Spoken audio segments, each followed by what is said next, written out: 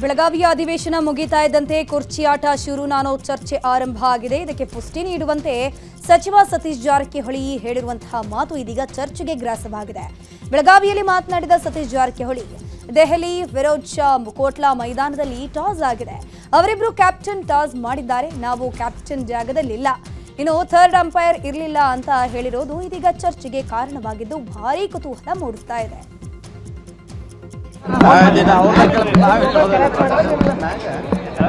ಈಗ ನೋಡಿ, ಅವರಿಬ್ರು ಕ್ಯಾಪ್ಟನ್ ಟಾಸ್ ಮಾಡಿದವರು. ಅವರು ಅಚ್ಚಿತ್ ನಮ್ಗೆ ಗೊತ್ತಿಲ್ಲ. ಅದು ಡೆಲ್ಲಿ ಫಿರೋಜ್ ಶಾ ಕೋಟ್ಲಾ ಮೈದಾನದಲ್ಲಿ ಆಗಿದೆ. ಅಲ್ಲಿ ಅವ್ರನ್ನ ಕೇಳಬೇಕು. ನಾವು ಅಲ್ಲಿ ಇಲ್ಲ, ಕ್ಯಾಪ್ಟನ್ ಜಾಗದಾಗ ನಾವಿಲ್ಲ. ಹೆಡ್ ಟೇಲೋ ನಮ್ಗೆ ಗೊತ್ತಿಲ್ಲ.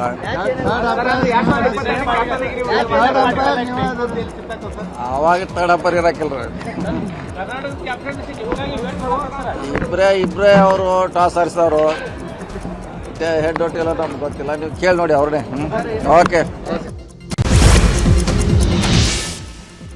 5 ವರ್ಷವೂ ನಾನೇ ಸಿಎಂ ಅಂತ ಸಿದ್ದರಾಮಯ್ಯ ಮೊನ್ನೆ ಅಧಿವೇಶನದಲ್ಲಿ ಬಹಿರಂಗವಾಗಿ ಹೇಳಿದ್ರು. ಆದರೆ ಇವತ್ತು ಡಿಕೆ ಶಿವಕುಮಾರ್ ಹೆಸರೆತ್ತಾ ಇದ್ದಂಗೆ ಸಿಎಂ ಸಿದ್ದರಾಮಯ್ಯ ಗರಂ ಆಗಿದ್ದಾರೆ. ಬೆಳಗಾವಿಯ ಹುದಲಿ ಗ್ರಾಮದಲ್ಲಿ ಸಿಎಂ ಕಾರ್ಯಕ್ರಮ ಇತ್ತು. ಕಾರ್ಯಕ್ರಮದ ಬಳಿಕ ಮಾತನಾಡಿದ ಸಿಎಂ ಸಿದ್ದರಾಮಯ್ಯನವರು ಈ ವೇಳೆ ಡಿಕೆಶಿ ಹೆಸರನ್ನ ಪ್ರಸ್ತಾಪ ಮಾಡ್ತಾ ಇದ್ದಂಗೆ ಗರಂ ಆದ್ರು. ಯಾರೇ ಅದು ಅಂತ ಗದರಿ ಸಿಎಂ ಪ್ರತಿಕ್ರಿಯೆ ನೀಡದೆ ತೆರಳಿದ್ರು.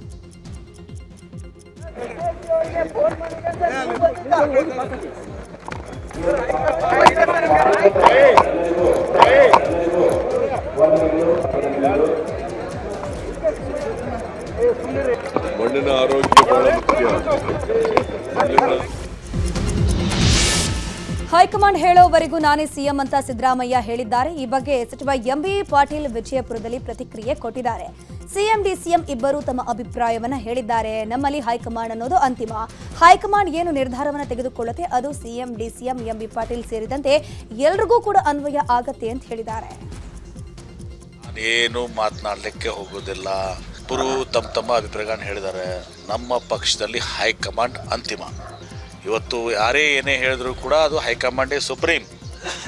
ಸೊ ಹೈಕಮಾಂಡ್ ಏನು ನಿರ್ಧಾರ ತೆಗೆದುಕೊಳ್ತದೆ ಅದು ಸಿ ಎಂ ಅವ್ರಿಗೆ, ಡಿ ಸಿ ಎಂ ಅವ್ರಿಗೆ, ಎಂ ಬಿ ಪಾಟೀಲ್ರಿಗೆ ಎಲ್ಲರಿಗೂ ಅನ್ವಯ ಆಗ್ತದೆ. So high command is fine. ಇನ್ನು ಸಿದ್ದರಾಮಯ್ಯ ಔಟ್ ಗೋಯಿಂಗ್ ಸಿಎಂ ಎಂಬ ವಿಜಯೇಂದ್ರ ಹೇಳಿಕೆ ವಿಚಾರವಾಗಿಯೂ ಎಂಬಿಪಿ ಪ್ರತಿಕ್ರಿಯೆ ಕೊಟ್ಟಿದ್ದಾರೆ. ವಿಜಯೇಂದ್ರ ಅವರೇ out going BJP president. Vijayendra ಮೊದಲು ತಮ್ಮ ಸ್ಥಾನವನ್ನು ಗಟ್ಟಿ ಮಾಡಿಕೊಳ್ಳಲಿ, ನಿಮ್ಮ ಚಿಂತೆ ಮಾಡಿ ನಿಮ್ಮ ಕುರ್ಚಿ ಉಳಿಸ್ಕೊಳ್ಳಿ ಅಂತ ಟಾಂಗ್ ಕೊಟ್ಟಿದ್ದಾರೆ. Is outgoing BJP president. Vijayendra is outgoing BJP ಅಧ್ಯಕ್ಷ. Any time any moment. ಅವ್ರ ಸ್ಥಾನ ಅಲ್ಲ, ತಮ್ಮ ಸ್ಥಾನಕ್ಕೆ ಗಟ್ಟಿ ಮಾಡ್ಕೊಂತ ಹೇಳ್ರಿ. ಅವ್ರಿಗೆ ಅವ್ರ ಕುರ್ಚಿ ಅಳಿಗಾಡಕತ್ತದ. ನಮ್ದು ಯಾಕೆ ಅವ್ರ ಚಿಂತೆ? ನಿಮ್ದು. ಕಾಂಗ್ರೆಸ್ನಲ್ಲಿ ಡಿನ್ನರ್ ಪಾಲಿಟಿಕ್ಸ್ ಜೋರಾಗಿದೆ. ಮೊನ್ನೆ ಶಾಸಕರಿಗೆ ಸಚಿವ ಸತೀಶ್ ಜಾರಕಿಹೊಳಿ ಡಿನ್ನರ್ ಪಾರ್ಟಿ ಏರ್ಪಡಿಸಿದ್ರು. ಈ ಬಗ್ಗೆ ಶಾಸಕ ಬಾಲಕೃಷ್ಣ ಪ್ರತಿಕ್ರಿಯೆ ಕೊಟ್ಟಿದ್ದಾರೆ. ರಾಮನಗರದಲ್ಲಿ ಮಾತನಾಡಿದ ಅವರು, ಅವರವರು ಡಿನ್ನರ್ ಮಾಡಿಕೊಳ್ತಾರೆ, ನಡೆಯಲಿ ಬಿಡಿ, ಊಟ ಸಿಕ್ಕಿದ್ರೆ ಸಾಕು, ನಮಗೂ ಡಿನ್ನರ್ಗೆ ಆಹ್ವಾನವಿತ್ತು, ನಾವು ಹೋಗಿಲ್ಲ ಅಂತ ಹೇಳಿದ್ದಾರೆ. ಅವ್ರು ಬೇಕಾದ್ರೆ ಅವರು ಡಿನ್ನರ್ ಕೊಡ್ತಾರೆ, ಡಿನ್ನರ್ ಕೊಡ್ತಾರೆ, ನಡೆಯಲಿ ಬಿಡ್ರಿ, ಏನು ತಪ್ಪೇನೆ, ಊಟ ಸಿಕ್ಕರೆ ಸರಿ ನಮ್ಗೆ. ಕೆಲವು ಅಲ್ಲಿ ಬೆಳಗಾಂನಲ್ಲಿ ಏನಾಗ್ತದೆ ಅಂದ್ರೆ ಹೊರಗಡೆಯಿಂದ ಹೋಗಿರ್ತಕ್ಕಂಥವ್ರಿಗೆ ಪ್ರತಿನಿತ್ಯ ಡಿನ್ನರ್ ನಡೀತದೆ. ನಿಮ್ಮ ಮಾಧ್ಯಮದವ್ರು ಗೊತ್ತಾಗದಾಗ ಅದು ವೈಭವೀಕರಣ ಆಯ್ತದೆ ಅಷ್ಟೇ. ಪ್ರತಿನಿತ್ಯ ನಡೀತದೆ. ಅಲ್ಲೊಂದು ಗುಂಪು, ಅವ್ರೊಂದು ಗುಂಪು ಸೇರ್ತಾರೆ, ಇವ್ರೊಂದು ಗುಂಪು ಸೇರ್ತಾರೆ, ಇನ್ನೊಂದು ಗುಂಪು ಸೇರ್ತಾರೆ. ಈಗ ನಿಮ್ಮ ಮಾಧ್ಯಮದವ್ರು ನೋಡಿದ ತಕ್ಷಣ ಅದನ್ನ ಒಂದು ಗುಂಪು ನೋಡಿದ ತಕ್ಷಣ ಅದು ವೈಭವೀಕರಣ. ಇಲ್ಲಿ ನೋಡ ಡಿ ಸಿ ಎಂ ಕಡೆ ಅವ್ರು, ಇಲ್ಲಿ ನನ್ನ ನೋಡಿದ ತಕ್ಷಣ ಇವ್ನು ಡಿ ಸಿ ಎಂ ಕಡೆ ಕಣ, ಇವ್ರು ಮುಖ್ಯಮಂತ್ರಿ ಕಡೆ ಮೊದಲ ಕಡೆ ಇಲ್ಲಿ ಇದ್ದೀರಾ.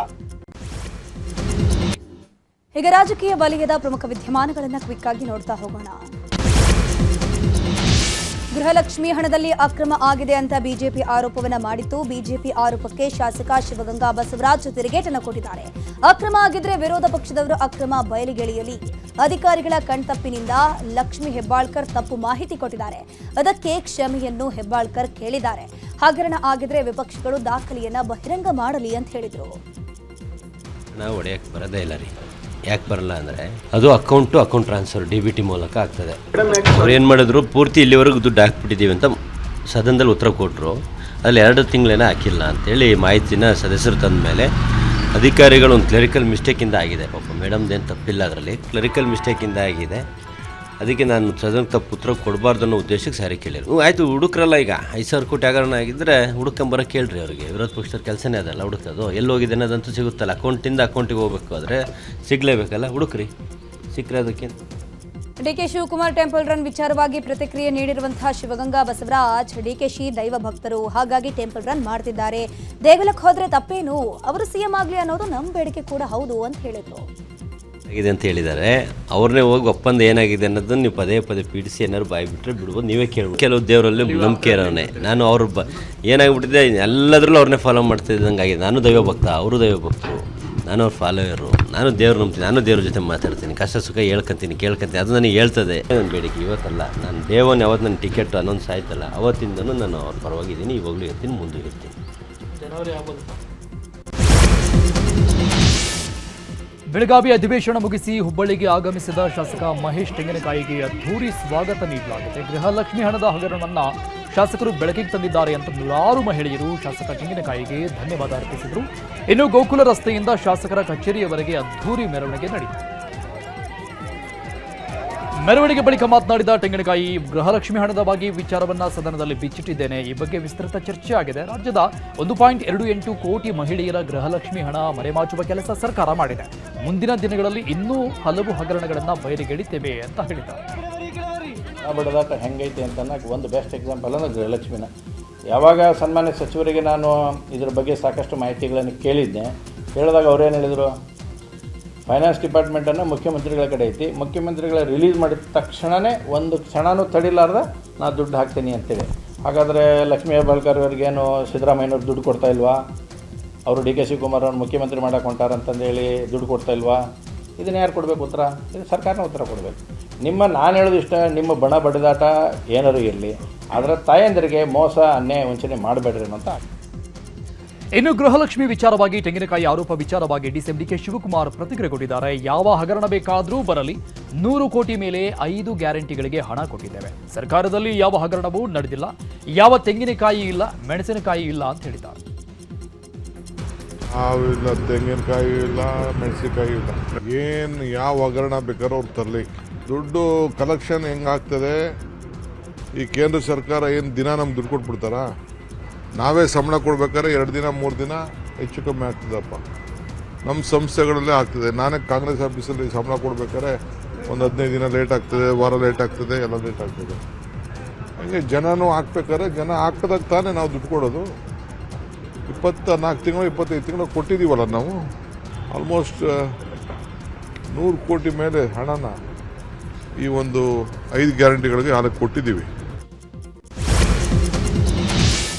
ಕಾಂಗ್ರೆಸ್ನ ಮುಖಂಡ ಉಗ್ರಪ್ಪ ಕೊಪ್ಪಳದಲ್ಲಿ ಸುದ್ದಿಗೋಷ್ಠಿ ನಡೆಸಿದ್ರು. ಗೃಹಲಕ್ಷ್ಮಿ ವಿಚಾರವಾಗಿ ಮಾತನಾಡಿದ ಅವರು, ಹಣ ನೀಡುವುದರಲ್ಲಿ ವಿಳಂಬ ಆಗಬಾರದಿತ್ತು, ಯಾಕೆ ಹಣ ಬಿಡುಗಡೆ ವಿಳಂಬ ಆಗಿದೆ ಅನ್ನೋದು ಸದನದಲ್ಲಿ ಚರ್ಚೆ ಆಗಿದೆ. ಹಣ ನೀಡದಿದ್ರೆ ಕೊಡ್ತೀನಿ ಅನ್ನೋದನ್ನ ಸಿಎಂ ಹೇಳಿದ್ದಾರೆ ಅಂತ ಅಂದ್ರು.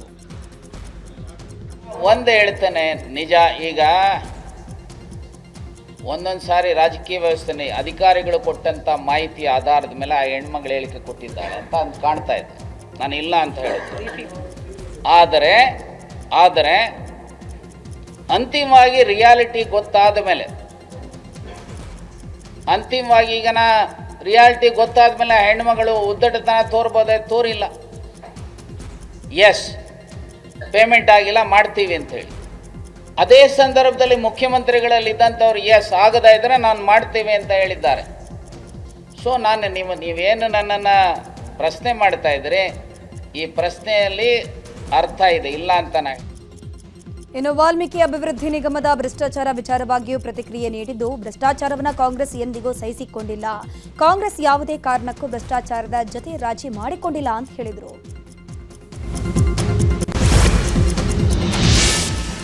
ಬೆಳಗಾವಿ ಅಧಿವೇಶನದಲ್ಲಿ ದ್ವೇಷ ಭಾಷಣ ತಡೆ ವಿಧೇಯಕ ಅಂಗೀಕರಿಸಲಾಗಿದೆ. ದ್ವೇಷ ಭಾಷಣ ವಿಧೇಯಕಕ್ಕೆ ಶಾಸಕ ಬಸನಗೌಡ ಪಾಟೀಲ್ ಯತ್ನಾಳ್ ವಿರೋಧ ವ್ಯಕ್ತಪಡಿಸಿದ್ದಾರೆ. ದ್ವೇಷ ಭಾಷಣ ಎಲ್ಲಿಂದ ಆರಂಭವಾಗುತ್ತದೆಯೋ ಅಲ್ಲಿಂದ ಕ್ರಮ ಆಗಬೇಕು, ಅವರನ್ನು ಒಳಗೆ ಹಾಕಬೇಕು. ಪಾಕಿಸ್ತಾನ ಪರ ಮಾತನಾಡುವವರಿಗೆ ನಾವು ಬೈಲೇಬೇಕಲ್ಲ, ನಮ್ಮ ದೇಶದ ಅನ್ನ ತಿಂದು ಪಾಕಿಸ್ತಾನ ಪರ ಮಾತನಾಡಿದ್ದಕ್ಕೆ ಭಾಷಣ ಆರಂಭವಾಗುತ್ತದೆ. ಹಿಂದೂಗಳು ಭಯೋತ್ಪಾದಕರ ಅಂತ ಯತ್ನಾಳ್ ಪ್ರಶ್ನೆ ಮಾಡಿದ್ದಾರೆ. ಎಲ್ಲಿಂದ ಪ್ರಾರಂಭ ಆಗ್ತದೆ ಅಲ್ಲಿಂದ ಅವ್ರನ್ನ ಒತ್ತು ಹೊರಗೆ ಹಾಕ್ಬೇಕು. ಒಳಗೆ ಯಾರನ್ನ ಪಾಕಿಸ್ತಾನ ಪರವಾಗಿ ಮಾತಾಡೋಣ ಅವ್ರ ದ್ವೇಷ ಅಲ್ಲಿ ಅವ್ರು ಪಾಕಿಸ್ತಾನ ಚಲೋ ಅಂದ್ಮ್ಯಾಗ ನಾವು ಬೇಯಬೇಕಲ್ಲ ಮಕ್ಕಳಿಗೆ. ಭಾಷಣ ಎಲ್ಲಿ ಚಲೋ ಆಗ್ತದೆ? ನಮ್ಮ ದೇಶದ ಅನ್ನತ್ತಿಂದು ಪಾಕಿಸ್ತಾನ ಪರವಾಗಿ ಮಾತಾಡೋದಾಗ ಚೇಂಜಸ್ ಇಲ್ಲ, ಅದು ಸಂವಿಧಾನಾತ್ಮಕವಾಗಿ ನಿಲ್ಲುವುದಿಲ್ಲ.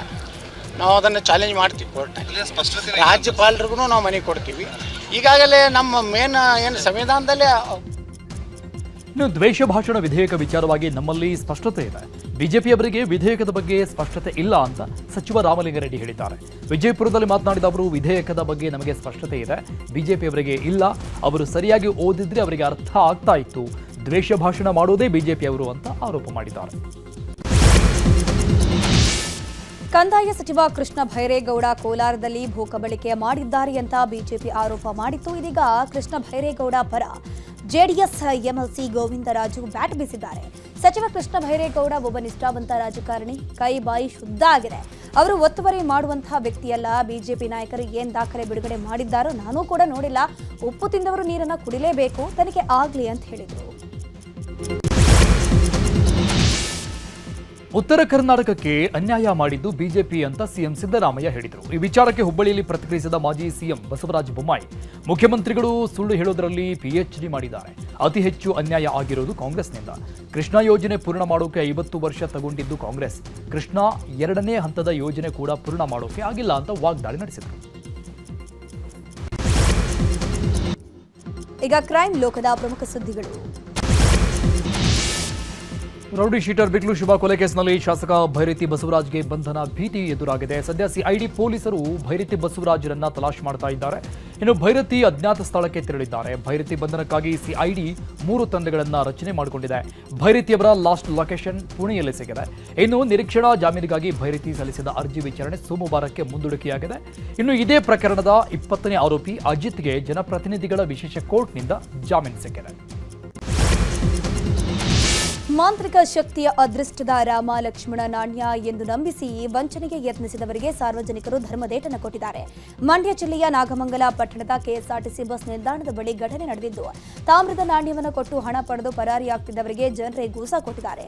ಬೆಂಗಳೂರಿನ ವ್ಯಕ್ತಿಯೊಬ್ಬರಿಗೆ ಮಾಂತ್ರಿಕ ನಾಣ್ಯ ಅಂತ ಹಣ ಪಡೆದು ವಂಚಿಸುವ ವೇಳೆ ಯುವಕನು ಸಿಕ್ಕಿಬಿದ್ದಿದ್ದಾನೆ. 3 ಯುವಕರಲ್ಲಿ ಒಬ್ಬ ಪರಾರಿಯಾಗಿದ್ದು, ಉಳಿದ ಇಬ್ಬರಿಗೆ ಥಳಿಸಿ ಪೊಲೀಸರಿಗೆ ಒಪ್ಪಿಸಲಾಗಿದೆ. ಆಂಧ್ರಪ್ರದೇಶದ ಸಾರಿಗೆ ಬಸ್ ಹಾಗೂ ಇನೋವಾ ಕಾರ್ ಮಧ್ಯೆ ಅಪಘಾತ ಸಂಭವಿಸಿದೆ. ತುಮಕೂರು ಜಿಲ್ಲೆ ಪಾವಗಡ ತಾಲೂಕಿನ ಕಡಮಲಕುಂಟೆ ಕೈಗಾರಿಕಾ ಪ್ರದೇಶದಲ್ಲಿ ಘಟನೆ ನಡೆದಿದೆ. ಈ ಘಟನೆಯಲ್ಲಿ ಕಾರು ರಾಜಶೇಖರ್ ರೆಡ್ಡಿ ಸ್ಥಳದಲ್ಲೇ ಸಾವನ್ನಪ್ಪಿದ್ದಾರೆ. ಪೆನುಕೊಂಡದಿಂದ ಪಾವಗಡಕ್ಕೆ ಬರ್ತಾ ಇದ್ದ ಬಸ್ ಡಿಕ್ಕಿಯಾಗಿ ಕಾರಿಗೆ ಹೊಡೆದಿದೆ. ಸ್ಥಳಕ್ಕೆ ಪಾವಗಡ ಠಾಣಾ ಪೊಲೀಸರು ಭೇಟಿ ಕೊಟ್ಟು ಪರಿಶೀಲಿಸಿದ್ದಾರೆ. ಮೈಸೂರಿನಲ್ಲಿ ಚಿನ್ನ ಅಡಮಾನ ಇಟ್ಟ ಗ್ರಾಹಕರಿಗೆ ಬ್ಯಾಂಕ್ನಿಂದಲೇ ಮೋಸ ಆಗಿರೋ ವಿಚಾರ ಗ್ರಾಹಕರನ್ನ ಬೆಚ್ಚಿ ಬೀಳಿಸ್ತಾ ಇದೆ.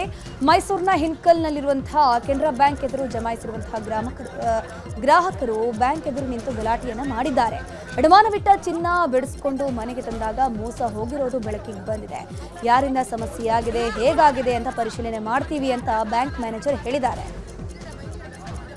ಅಡವಿಟ್ಟಿದ್ದ ಚಿನ್ನವನ್ನು ಅಕ್ಕಸಾಲಿಗ ಅಶ್ವಿನ್ ಎಗರಿಸುತ್ತಿದ್ದಾನ ಅನ್ನೋ ಅನುಮಾನ ಮೂಡಿದೆ. ಅಡವಿಟ್ಟ 19 ಗ್ರಾಂ ಚಿನ್ನದ ಸರ ಬಿಡಿಸಿದಾಗ 16 ಗ್ರಾಂ ತೂಕ ಕಂಡು ಬಂದಿದೆ.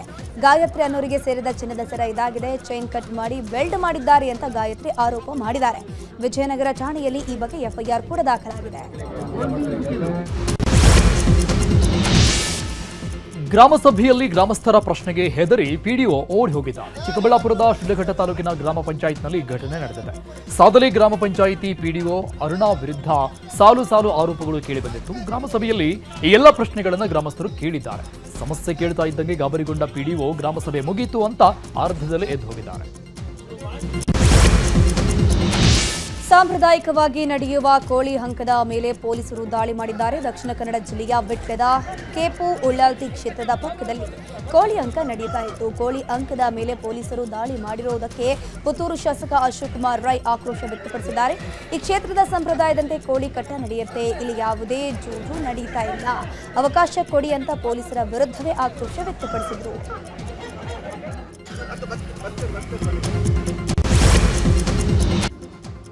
ಈಗ ದೇಶದ ಪ್ರಮುಖ ಸುದ್ದಿ ನೋಡೋಣ. ಏರ್ ಇಂಡಿಯಾ ಎಕ್ಸ್‌ಪ್ರೆಸ್ ಪೈಲಟ್ ಒಬ್ಬರು ಪ್ರಯಾಣಿಕರ ಮೇಲೆ ಭೀಕರವಾಗಿ ಹಲ್ಲೆ ಮಾಡಿದ್ದಾನೆ. ದೆಹಲಿಯ ವಿಮಾನ ನಿಲ್ದಾಣದಲ್ಲಿ ಈ ಘಟನೆ ನಡೆದಿದೆ. ಘಟನೆಯ ಸಂಬಂಧ ಹಲ್ಲೆ ಮಾಡಿ ಪೈಲಟ್ ವೀರೇಂದ್ರ ಸೆಜ್ವಾಲ್ರನ್ನ ವಿಮಾನಯಾನ ಸಂಸ್ಥೆ ಅಮಾನತು ಮಾಡಿದೆ. ವಿಮಾನ ನಿಲ್ದಾಣದಲ್ಲಿ ಮಗುವನ್ನ ಎತ್ಕೊಂಡು ನಿಂತಿದ್ದ ಪ್ರಯಾಣಿಕ ಅಂಕಿತ್ ದಿವಾನ್ರನ್ನ ಪೈಲಟ್ ಸೆಜ್ವಾಲ್ ಅನ್ಎಜುಕೇಟೆಡ್ ಅಂತ ನಿಂದಿಸಿದ್ದ. ಈ ವೇಳೆ ಮಾತಿಗೆ ಮಾತು ಬೆಳೆದು ನನಗೆ ರಕ್ತ ಬರುವಂತೆ ಪೈಲಟ್ ಹಲ್ಲೆ ಮಾಡಿದ್ದಾನೆ ಅಂತ ಪ್ರಯಾಣಿಕ ಆರೋಪವನ್ನ ಮಾಡಿದ್ರು. ತಮಿಳುನಾಡಿನ ತಿರುವಲ್ಲೂರು ಜಿಲ್ಲೆಯಲ್ಲಿ ಇನ್ಶೂರೆನ್ಸ್ ಹಣಕ್ಕಾಗಿ ತಂದೆಯನ್ನೇ ಮಕ್ಕಳು ಸಾಯಿಸಿದ್ದಾರೆ. ಸರ್ಕಾರಿ ನೌಕರನಾಗಿದ್ದ ಗಣೇಶನ್ 3 ಕೋಟಿಯ ಇನ್ಶೂರೆನ್ಸ್ ಮಾಡಿಸಿಕೊಂಡಿದ್ರು. ತಂದೆಯ ಇನ್ಶೂರೆನ್ಸ್ ಹಣದ ಮೇಲೆ ಕಣ್ಣಿಟ್ಟಿದ್ದ ಇಬ್ಬರು ಮಕ್ಕಳು ಮಲಗಿದ್ದಾಗ ತಂದೆ ಕಾಲಿಗೆ ಹಾವು ಕಚ್ಚಿಸಿ ಕೊಲೆ ಮಾಡಿದ್ರು. ಮೊದಲಿಗೆ ಆಕಸ್ಮಿಕವಾಗಿ ಹಾವು ಕಚ್ಚಿ ಸತ್ತಿರಬಹುದು ಅಂತ ಊಹಿಸಿದ್ದ ಕುಟುಂಬಸ್ಥರು ಅನುಮಾನ ಬಂದು ಪೊಲೀಸರಿಗೆ ದೂರು ಕೊಟ್ಟರು. ತನಿಖೆಯಲ್ಲಿ ಸಾವಿನ ರಹಸ್ಯ ಬಯಲಾಗಿದೆ.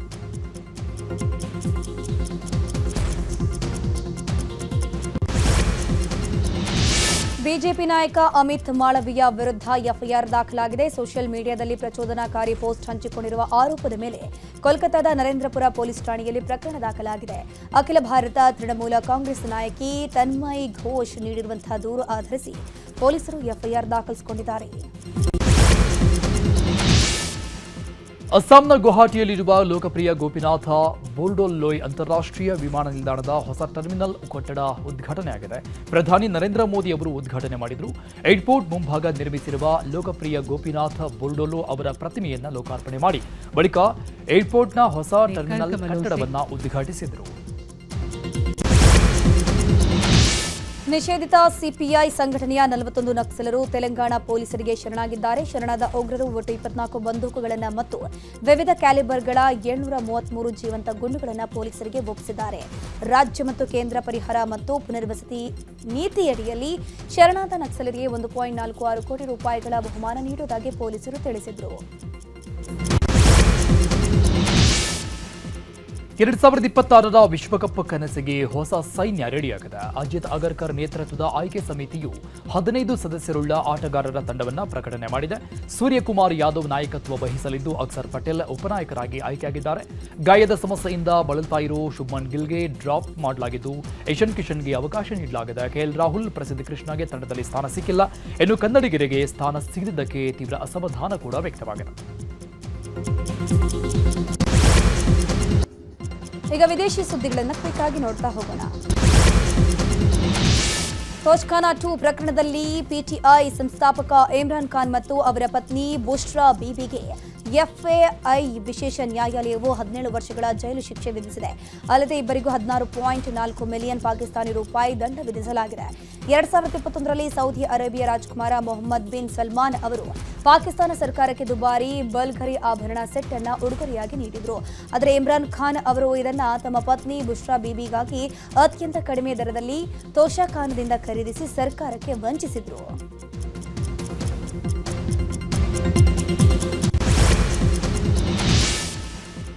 ಅಮೆರಿಕ ಸೇನೆ ಸಿರಿಯಾ ಮೇಲೆ ಸೇನಾ ದಾಳಿ ನಡೆಸ್ತಾ ಇದೆ. ಇಸ್ಲಾಮಿಕ್ ಸ್ಟೇಟ್ ಉಗ್ರರನ್ನ ಗುರಿಯಾಗಿಸಿ ಅಮೆರಿಕ ಸೇನೆ ಕಾರ್ಯಾಚರಣೆ ಮಾಡ್ತಾ ಇದೆ. ಆಪರೇಷನ್ ಹಾವ್ಕಿ ಹೆಸರಲ್ಲಿ ಕಾರ್ಯಾಚರಣೆ ನಡೀತಾ ಇದ್ದು ಐಸಿಸ್ ಉಗ್ರರ ನೆಲೆಗಳನ್ನು ಧ್ವಂಸ ಮಾಡಲಾಗ್ತಾ ಇದೆ.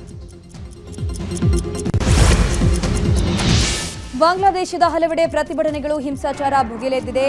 ಇನ್ನು ಒಸ್ಮಾನ್ ಹಾದಿ ಹತ್ಯೆ ಖಂಡಿಸಿ ಪ್ರತಿಭಟನಾಕಾರರು ಬೀದಿಗಿಳಿದಿದ್ದು ದೇಶದ ಪ್ರಮುಖ ಪತ್ರಿಕಾ ಕಚೇರಿಗಳ ಮೇಲೆ ದಾಳಿ ಮಾಡಿ ಬೆಂಕಿ ಹಚ್ಚಿದ್ದಾರೆ.